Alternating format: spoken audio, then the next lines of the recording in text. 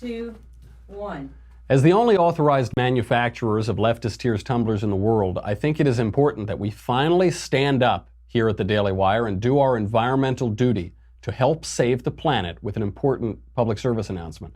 When you're drinking salty and delicious leftist tears from our tumbler, please be sure always to use a plastic straw. Maybe use 2 of them. For one, it will prevent the salty tears from staining your teeth, and that's very important. But 2, it will help to save the planet and shrink the non-existent garbage island in the Pacific Ocean while polar bears don't starve in the Arctic, fracking doesn't poison water wells, and electric cars kill people. We will analyze everything you know that just ain't so about mankind's impact on our natural environment. Then the Griffin family stops by to discuss giving birth to a baby in a Chick-fil-A restaurant in Texas on This Is America. That is the most America. I'm going to have to cancel this segment afterward. Finally, the celebrities gunning to take down President Trump in 2018 and beyond. I'm Michael Knowles, and this is The Michael Knowles Show.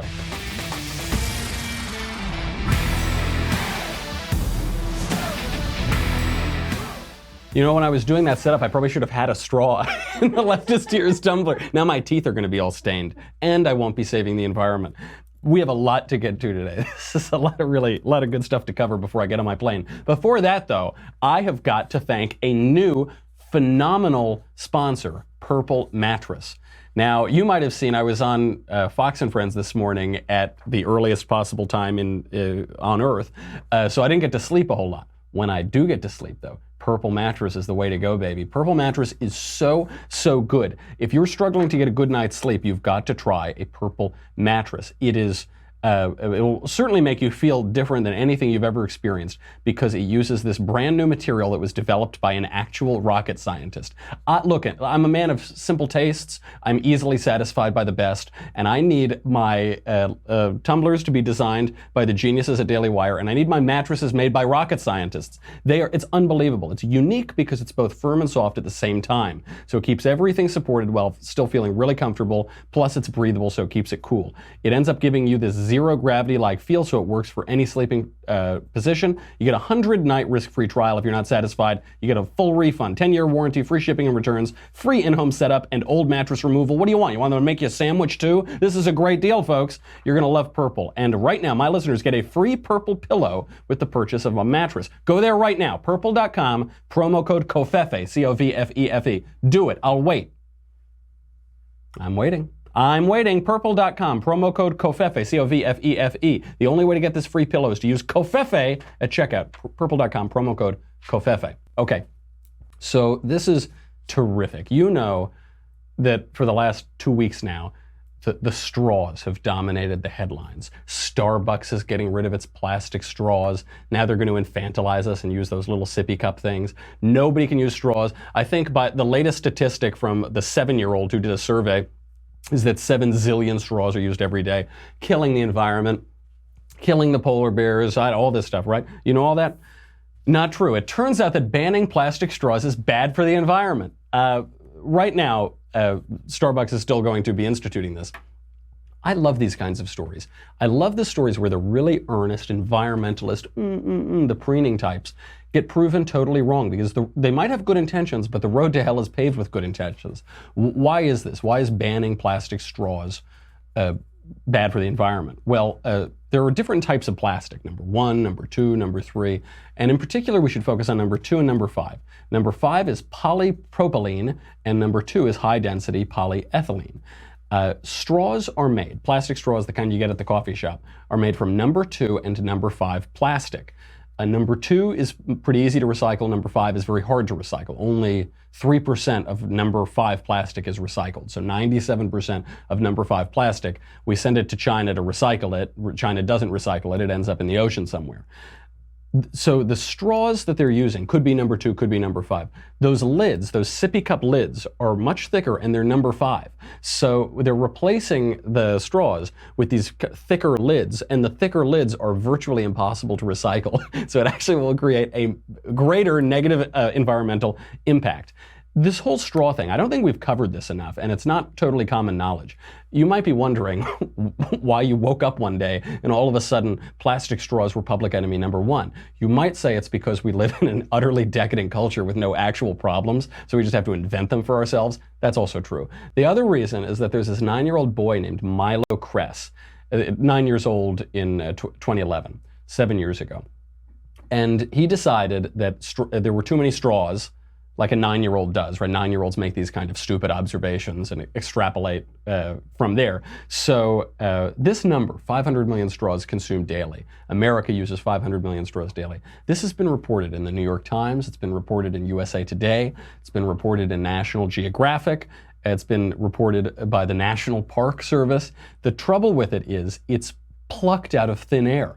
There was a 9-year-old who thought there were too many straws, Milo Kress, and so he called up a couple companies, he called up a few restaurants, and just decided that the number was 500 million. People gave him totally different numbers, and for daily use or for yearly use or whatever, and he just kind of guessed. And he actually admits this too, by the way. He says, quote, "Why I use this statistic is because it illustrates that we use too many straws. I think if it were another number, it still illustrates the fact that there is room for reduction. That's really my message." This is Milo Kress, is a 16-year-old. And this gives away the whole story. The left does this all the time. They make up some nonsense, and then we conservatives find out that what they've just said is nonsense, and they say, well, it's not true, but it gets to a greater truth.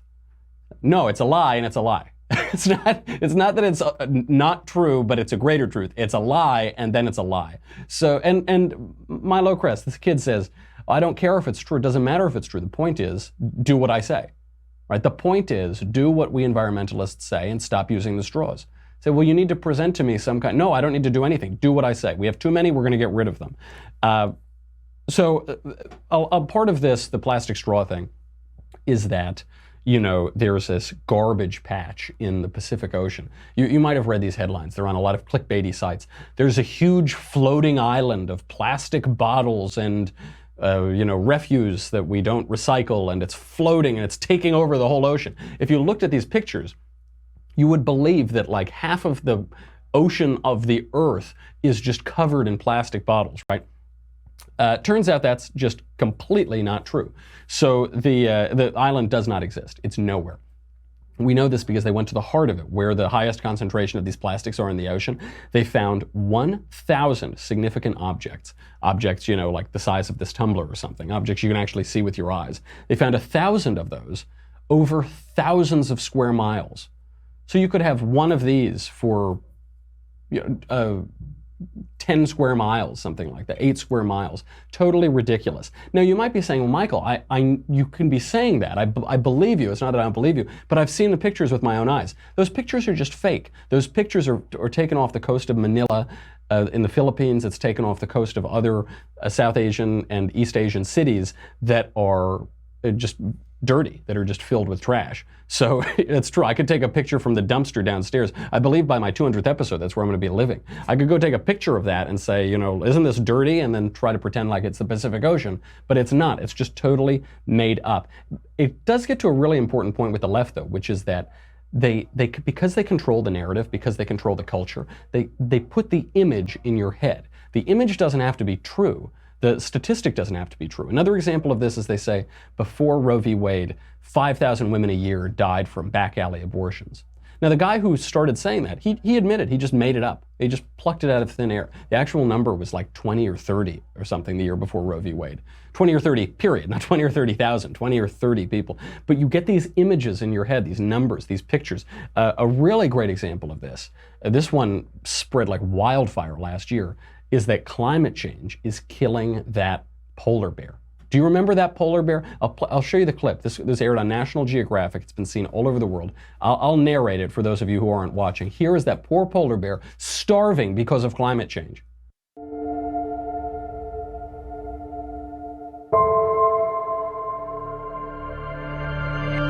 Polar bear looks like. He's on his knees now. He can't find food. Where's the... It's all because of you. It's because you didn't recycle your plastic straws.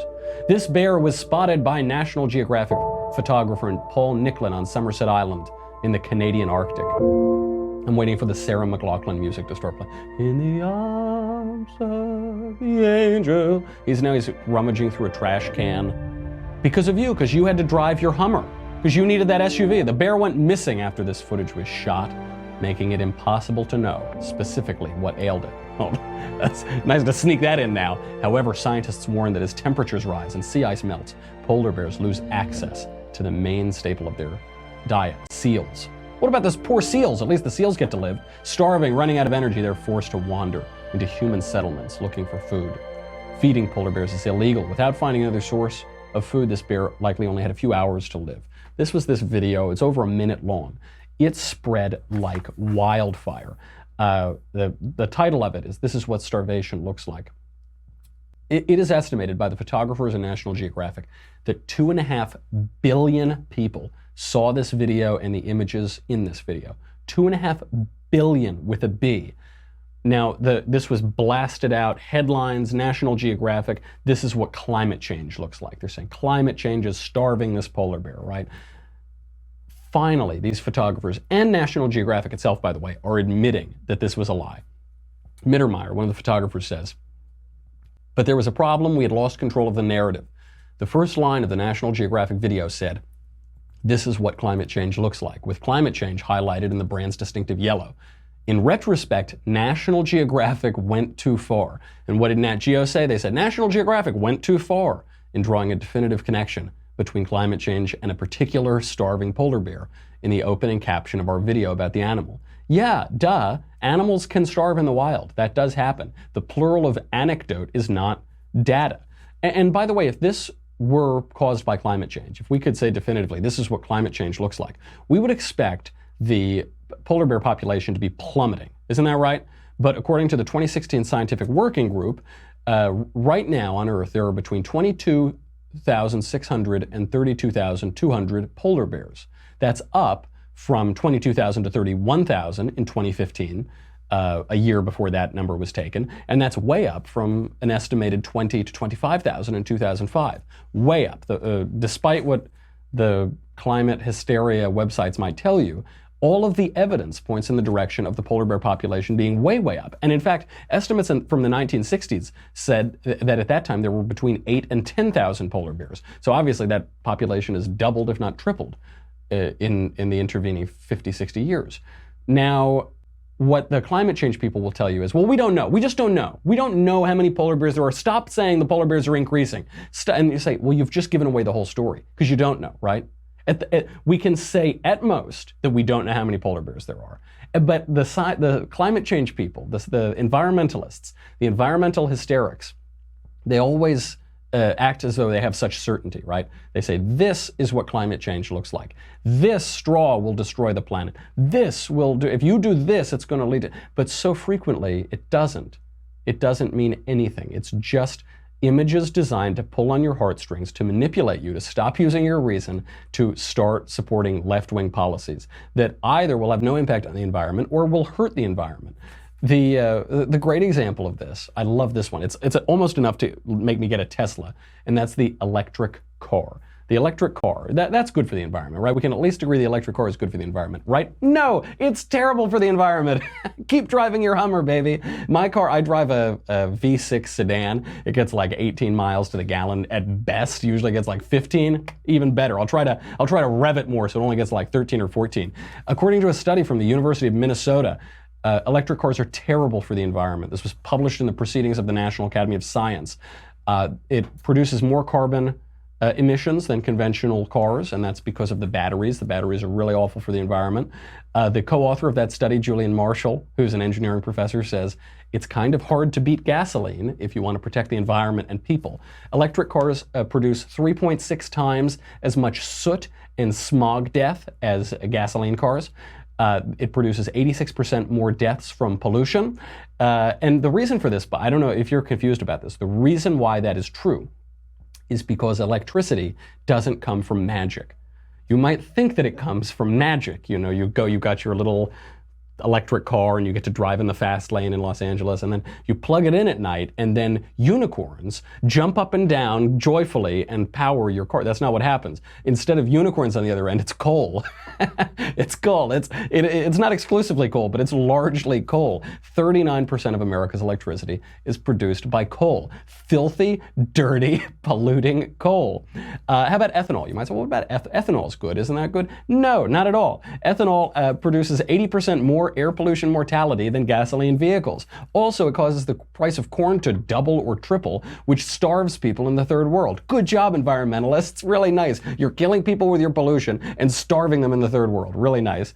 The only good one, and this is the pièce de la résistance, the only way to make the electric cars work and not be terrible for the environment is there is a way. There's a way to make electric cars half as polluting as gasoline vehicles. Much, much better for the environment. Do you know how to do that?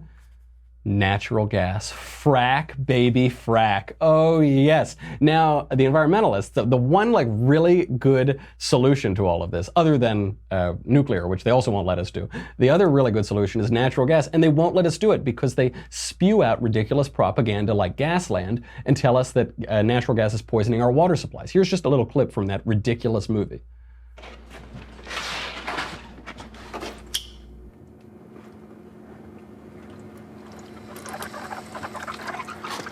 Oh, yeah, I saw it go up for a second. Yeah. We'll just give it a second here.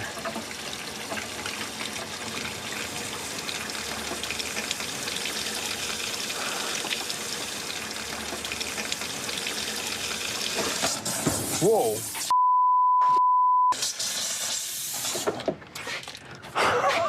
That's the best I've done. Oh, wow, look at that. Isn't that crazy? For those of you who couldn't see, he held his lighter underneath the faucet, and after a little while, there was a puff of fire, you know, from the gas that came in. So the implication here is that the fracking is poisoning our water supply. That's the allegation. The only trouble with that is that the Colorado Department of Natural Resources investigated this case and said there are no indications of any oil and gas related impacts to the well water. What is true here, as is true in a lot of places where natural gas is prevalent, is that the natural gas in the water supply comes from natural sources. There was a Duke study published on this, also published in the Proceedings of the National Academy of Sciences, showed that there's higher methane in water wells near gas wells. That part's true. Nobody's denying that. The issue here, though, is it's caused by faulty steel casing and cement sealing on the wells. It's not caused by fracking. It's also, by the way, that water supply is not contaminated by fracking fluids. One reason for that is that fracking fluids are 99.5% water and sand. It's actually just fine. How about for the air? Is fracking terrible for the air? No, it's not terrible for the air. Wrong. Wrong again. Natural gas industry is responsible for 2% of the Pennsylvania smog-causing volatile organic compounds, 5% of nitrogen oxides, and 1% of small particulates emitted by all industry in that state. We could go on and on with examples. The aspect here that conservatives should really take away is not, you know, not just the owning the libs and the dancing and the spiking the football, all of which is great. You should totally do that too. And it's not just that whenever an environmentalist says something, you should do the opposite, though that is also true. What it is the limits of certainty, the limits of certainty in science, the limits and certainty of knowledge. We don't really know a lot of things, and it takes a great deal of education to find out what you don't know. I'm reminded of Donald Rumsfeld, who said there are known knowns, known unknowns, and unknown unknowns. That's actually, he got pilloried for that. He was made fun of, but that's actually a pretty sophisticated degree of thinking. We like certainty. We like to pretend that the expert in the white lab coat is going to give us all of the answers to the world. They don't know anything. They're much closer to shamans than they are to gods. They don't know for certain. The one thing I know about science is that it's almost always not true, right? Because they keep upending preconceptions. And when you act as though you have utter certainty about the physical world, about the material world, you're going to get yourself into trouble. And so the conservatives have a kind of contrarian streak in them by nature, I think.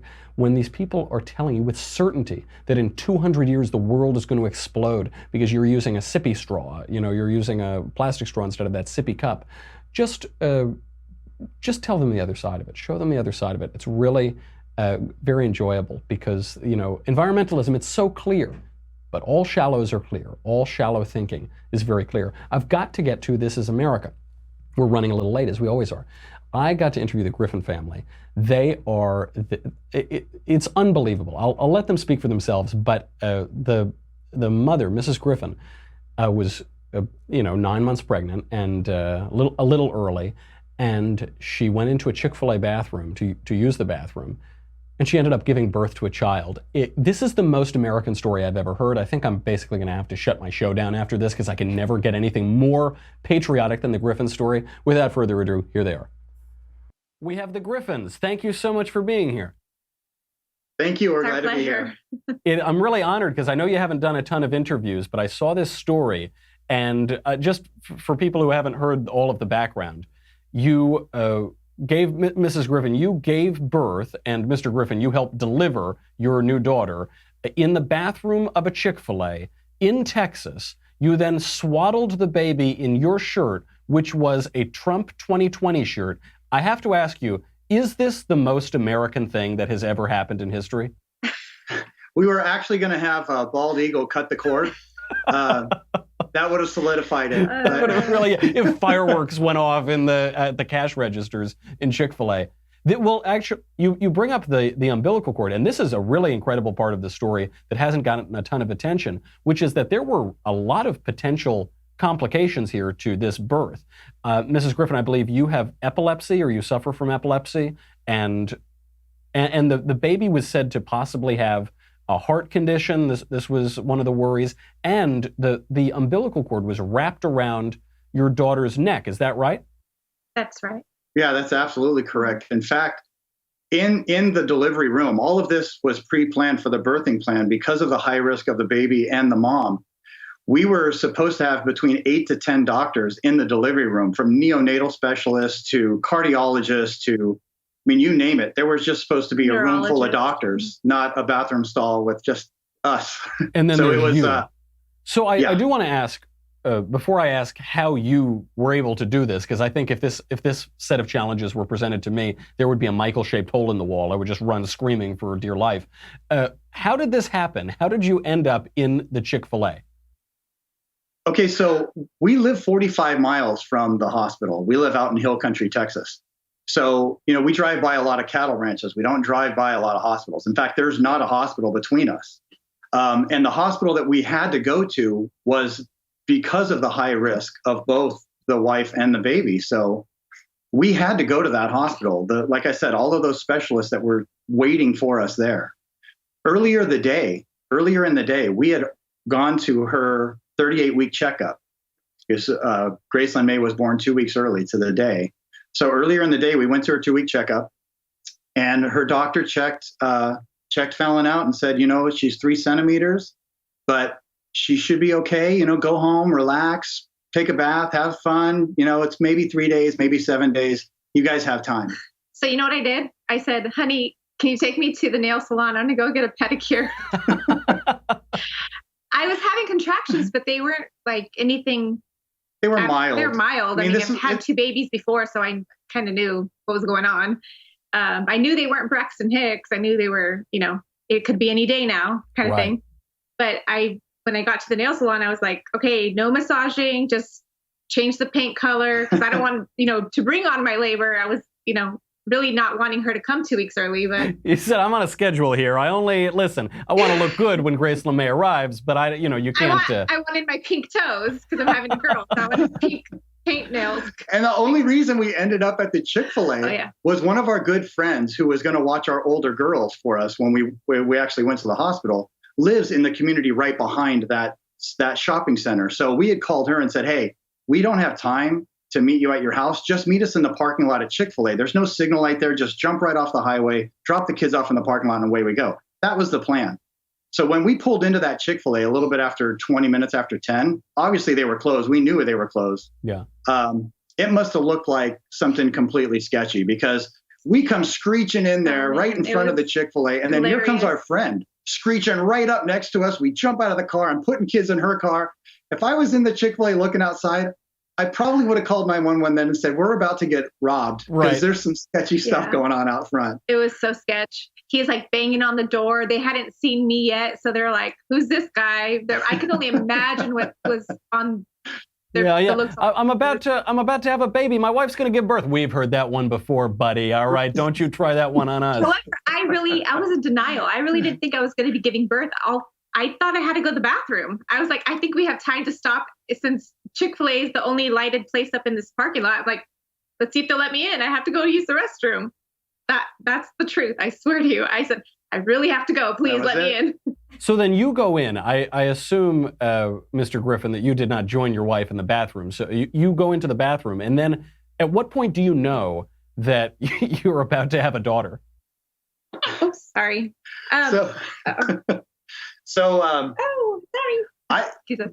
Once they opened the door for her, which the Chick-fil-A employees, here, check this out. The only reason why they were even there is the employees at Chick-fil-A, they were just waiting for their parents to come pick them up. Mm-hmm. That's it. So I don't know for a fact, but after hearing all this, I was thinking maybe they're underage or maybe they're not licensed or they're just teenage they definitely kids. were It's their young summer because job. the looks on their faces were like, that is the best birth control ever. Yeah, that's right. We are abstaining from sex, probably after marriage too. Just it's over. So that's it. So you're in the bathroom. You're giving birth, and what I want to know is, Mr. Griffin, this is not an easy birth. I guess you've had a little bit of practice with this before. You've got a couple kids. Were you terrified? I mean, I would just be so. In the best of circumstances, I would be sweating bullets, sweating blood probably. In these circumstances, how did you keep it together? That's a good question. Well, I don't know how I kept it together. I just kept thinking, I thought I had to go to the bathroom. Apparently something else is coming. I was like, oh, this is happening. And so I, of course, I'm screaming, I'm in excruciating pain. And that's how I found out. I'm straddling the toilet. I mean, I can't physically sit down. My legs are giving out on me. I'm shaking uncontrollably. Yeah. And I realized, oh my gosh, this is happening. There's a head coming out of me. And I know it's like a TMI, but it was happening. I scream, and Brenda, the lady working that night, she's the drive-through director. Her name's Brenda Enriquez, to be exact. She, was manning her crew. They're like we said, they were closed, and so they were just finishing up their job. And she heard me screaming, so she's screaming for him. He doesn't even know his name. She's like, "Hey, your wife's screaming in the bathroom. Yeah, go help her." Yeah, I had just kissed the kids goodnight and tried to calm them down a little bit because they were a little concerned. I just said, traumatized. Kiss them goodnight. Your guys are going to be fine. And then as I was walking back to the Chick-fil-A, I heard Brenda scream, "Your wife's in the bathroom," and she's screaming. So I run in there, and she had locked the door because that's what you do. That's what you do. The restroom. Oh no. Okay. Yeah. So we got the door unlocked, and when I opened it up, and she's in the first stall, which is the tiniest of them all. It's made for one, definitely not made for two, and a baby. To set the record straight, I did not choose the handicapped stall because I did not have time. Something was going to give. I didn't know what it was. I just thought it's very, very polite of you. You think, well, I'm not handicapped. I don't really need it. What if somebody else needs it? I'll use the small one. It's exactly right. It's exactly good intuition there. I don't know what I was thinking. I just really had to go. So all I could do was wedge between the toilet and the back wall of the stall and get into that back little corner there, and kind of assess what was going on. And I could just see the head crowning. And my wife was standing, and I told her, "Honey, we're going to do something great, but we're going to do it right here, and we're going to do it right now." Mm-hmm. So she put one hand on the sidewall, and first her head came out. Before that, I was holding her in because my biggest fear was dropping her in the toilet. Right. And I had my water had broken the moment he literally opened the door, jammed in. Yeah. And so there was just no time for error. He, like he said, he came in, he wedged himself back there, and he was. Yeah, it was. I was the quarterback, and he was the captain. Yeah. I was like. I told her. I said, you were the CEO. You're the manufacturer. You were the whole. I just ran your shipping and receiving. That's all I did. Well, I just ran. It is really amazing to consider the mental states of both of you at this point, because Mr. Griffin, on the one hand, you're there, you're thinking, I'm the one who's not physically incapacitated. I've got to kind of manage this, control this, make sure that the umbilical cord isn't going to remain wrapped around her neck, whatever. But then Mrs. Griffin, you are in basically the worst of circumstances to be doing this, and no drugs whatsoever, no pain medication at all. You are just going for it. That's correct. Not even a bed. Yeah. So she delivered standing up. Oh my God. Do you get a Medal of Honor for that or something? That is, we've all had to suffer through the World Cup over the past few weeks, the least athletic pseudo sport in history. Meanwhile, you're doing the most athletic feat ever to be done. You're up there like tap dancing while giving birth. Really unbelievable. Oh my gosh. So, it was. So you do this, and the baby's fine. There's no worry of the umbilical cord or anything like that. How did you manage that? So what happened was, as soon as I saw that the head was crowning, that's when I yelled to whoever could hear, because there were no Chick-fil-A employees in the bathroom and I wasn't looking for them. I just shouted, somebody call 911 and bring me towels or something clean, whatever you've got. And like I said, the head stopped her at the shoulders because I could tell that the cord was wrapped around her neck twice and the baby's face was blue.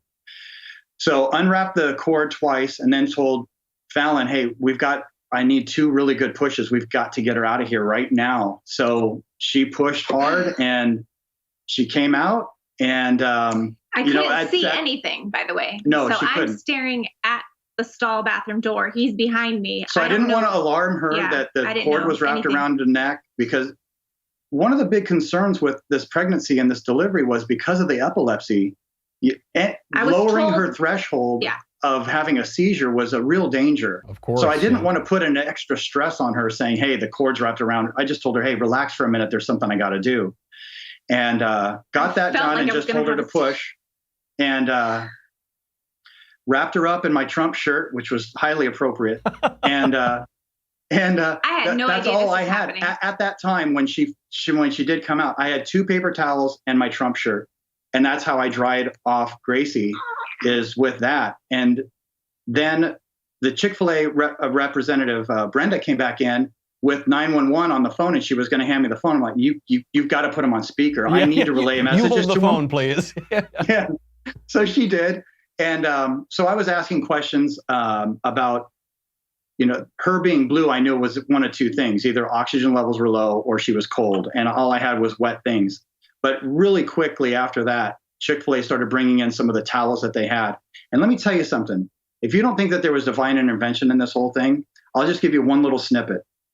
Those towels that they brought in, I was asking for warm towels, and they brought them to me, and they were brand new white towels about the size of a kitchen towel, terry cloth, that were warm. And I thought, wow, that's awesome. They were microwaving them, putting them in, whatever they were doing. How resourceful was it? It turns out that Brenda knew that in one of their storage rooms was brand new towels, and just happened that day the air conditioning went out in that room only. So she went in there and there were nice warm towels because it was 104 degrees that day in San Antonio. They didn't microwave them. They didn't cook them or anything. They were nice warm towels sitting there wrapped in plastic. She just opened them up and brought them to us. All sterile. I'm a big believer in providence. You can see these sort of things all the time, and it is amazing. I always think that God sometimes, he'll whisper in your ear, he'll say, hey, Michael, hey, and then of course we don't ever notice. So he says, hey, dummy, come on, look, I'm right here. And, so you have the Chick-fil-A, this American institution. You've got the Trump shirt, self-reliance, delivering it yourself. And then this. Well, and I'm praying that everything behind me is going well, because I sure as heck don't know how to deliver a baby by myself. I'm like, oh, dude, I hope this guy knows what he's doing. Wow. But no, I literally, in all seriousness, I was praying, and I just said, please, Lord, give my husband wisdom and patience and strength. And I was just praying for everything, and just, of course, praying for this baby to in good cry. hands to catch her. Yeah, exactly.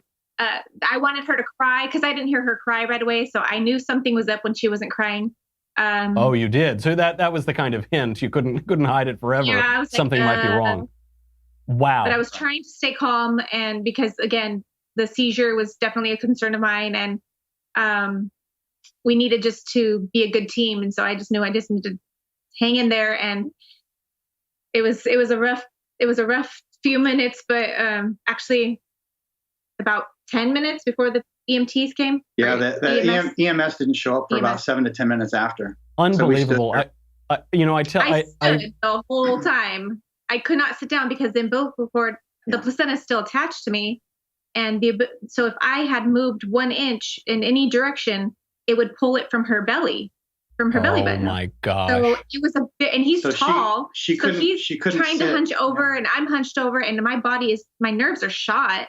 Mm-hmm. And I have to tell you, my nerves are shot just listening to the story. I'm on the edge of my seat, even though I know it has a happy ending. I haven't had my first child yet, and I've always pictured sort of like pacing around the waiting room in like a blazer, chain smoking, reading the newspaper, and this is exactly the opposite of that. But your daughter's name is Gracelyn May, aptly named. Clearly, grace abounds here. This is just an incredible story. I mean, this is America in a nutshell, and I'm so pleased for all of you. I have to let you go, but I'm so pleased that everything worked out as miraculously as it did, and you now have a lifetime supply of Chick-fil-A and a job for your daughter when she turns 16. It just keeps getting better, right? I know. I don't know what the best part of that story is. It's so wonderful. I've got to let you go. But plus, she's the cutest little nugget. It's just, it is milk. amazing. She's in a milk coma. I do always, I sometimes joke with my wife. We say, gosh, I really, really hope that our baby is cute. I really hope our first baby is cute, and you clearly lucked out even on that front. Even on that front, grace abounds. Unbelievable story. Thank you so much for coming on. The Griffins, I can't wait to, I'll check back in 16 years when your daughter gets her job at Chick-fil-A. All right, thank you very much. God bless. All right, God bless. See you guys. All right. This is America. That is very America. If only the bald eagle came down and clipped the umbilical cord with its talons. So I've got to say goodbye to Facebook and YouTube. We've got a lot more to get to. I do want to talk about this election a little bit. I want to talk about the celebrities who are going to be jumping in and probably destroying Democrats' chances again, just like they did in 2016. And also the new Republican challenger who is now suggesting he will primary Donald Trump in 2020. We'll see how that goes. If you're on Facebook and YouTube, go to dailywire.com. It is $10 a month, $100 for an annual membership. You help keep the lights on. If you're already there, thank you very much. Look, none of it matters, the conversation, the mailbag. Get your mailbag questions in, right? I mean, whatever. This is what matters. This is what matters. I'm going to D.C. in about 20 minutes. I'm going down to give a speech at YAF, Young America's Foundation, and I'm going to be talking about the great benefits of owning the libs. A robust defense of owning the libs. And you're going to need this tumbler because otherwise the whole District of Columbia is going to flood and you're going to drown. Don't drown. Make sure you get your Leftist Tears tumbler and make sure you get extra plastic on it, just all over the place. Maybe if you have an old Leftist Tears tumbler, just toss it in the Pacific Ocean. Get a new one. Sign up again. Go to dailywire.com. We'll be right back.